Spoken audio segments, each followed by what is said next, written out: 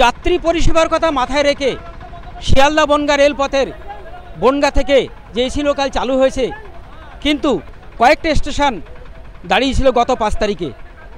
এরপরে অশোকনগর এবং মস্তন্দপুর স্টেশনে রাজনৈতিক দলগুলি তারা বিক্ষোভ দেখায়। তাদের যেটা দাবি ছিল যে মস্তন্দপুর সহ বেশ কয়েকটি স্টেশনে যেখানে যাত্রী ওঠানামা করে সেখানে এসি লোকাল দাঁড় করাতে হবে। সেই মতো রেল কর্তৃপক্ষ আজ নতুন করে বেশ কয়েকটি স্টেশনে আবার দাঁড় করাচ্ছে।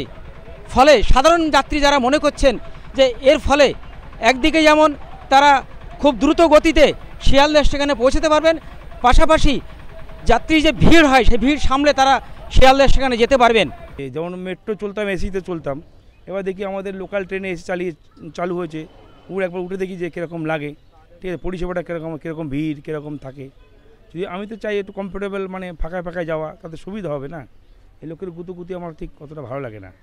যদিও রেল সূত্রে জানা গেছে মস্তন্দপুর স্টেশন থেকে সারা মাসে 1,65,00,000 টাকার টিকিট বিক্রি হয়, দৈনিক প্রায় 14,000 যাত্রী যাতায়াত করেন।